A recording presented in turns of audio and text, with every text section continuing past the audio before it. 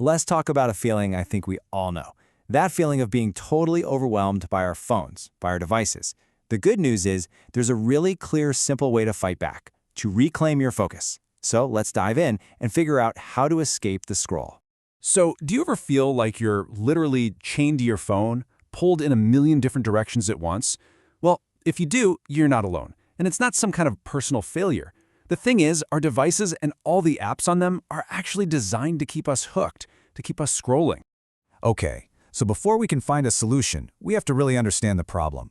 We need to start by putting a name to the enemy, the thing that is silently stealing our most valuable resource, our attention. And it does have a name. Doom scrolling. You know that trance you get into where you're just swiping through an endless feed of bad news or dramatic posts? That's it. And the real danger here is that it completely fractures your attention. It trains your brain to just jump from one tiny thing to the next, which makes it almost impossible to focus on anything that really matters. See, every single notification, every like, every new post, it's a tiny little hit of a chemical in your brain called dopamine. And for a second, it feels good. But this constant drip, drip, drip of digital rewards, it leaves your brain just perpetually exhausted. It's a really tough cycle to break. And this brings us to what I like to call the scrolling paradox. You can spend hours on your phone and feel incredibly busy, right?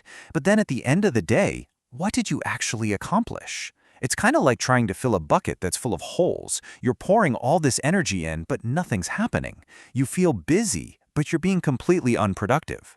So that's the trap. It's pretty clear. Now let's talk about the escape plan.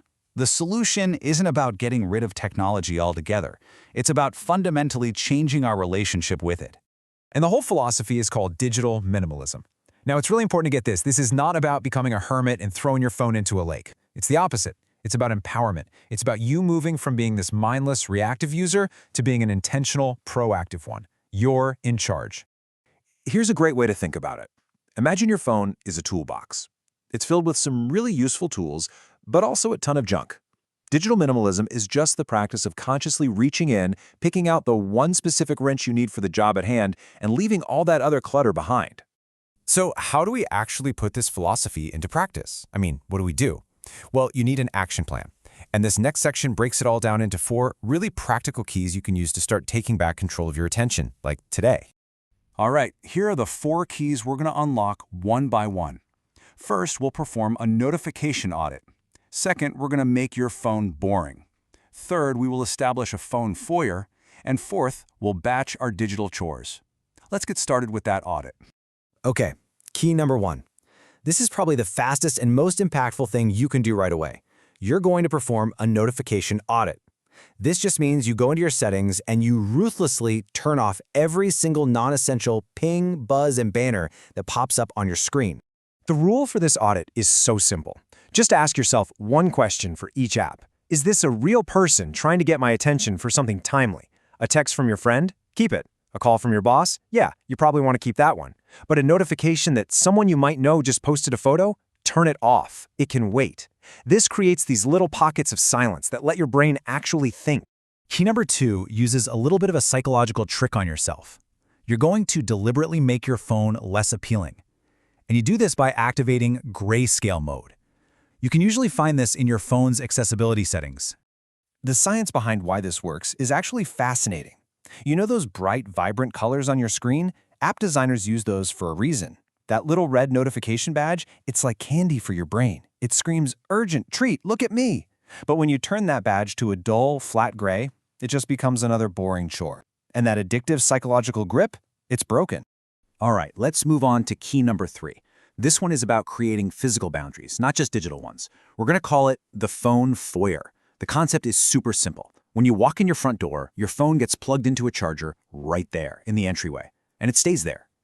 The benefits here are huge. You create this phone-free sanctuary in your main living space, but maybe most importantly, you keep the phone out of the bedroom. We all know scrolling in bed is terrible for your sleep. Just go buy a cheap old-school alarm clock. You'll reclaim your evenings, and more importantly, your rest. Our final key, number 4, actually comes from the world of productivity. It's a technique called batching. So instead of checking things like your email or social media whenever a notification pops up, you schedule specific, short blocks of time to deal with them all at once. Just look at the difference here. The typical day is just a chaotic mess of switching from one thing to another, right?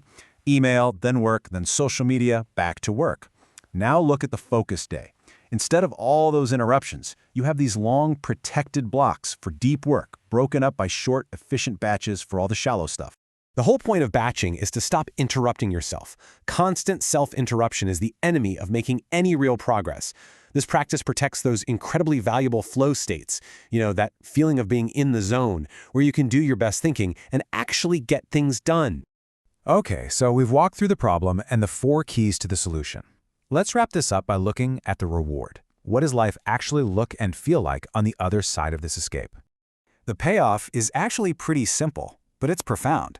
When you put these 4 keys into practice, you break that addictive dopamine loop. And then, almost like magic, you will discover hours of free time in your week that you didn't even realize were being stolen from you one scroll at a time. So what do you do with all this reclaimed time? Well, you could pick up a physical book. You could go for a walk and just listen to the world without headphones. You could even allow yourself to just be bored and daydream for a bit. Or, maybe most importantly, you could be fully present in conversations with the people you really care about. When it all comes down to it, it's about this. Technology should be a tool that serves your goals and your values. You are meant to be its master, not the other way around.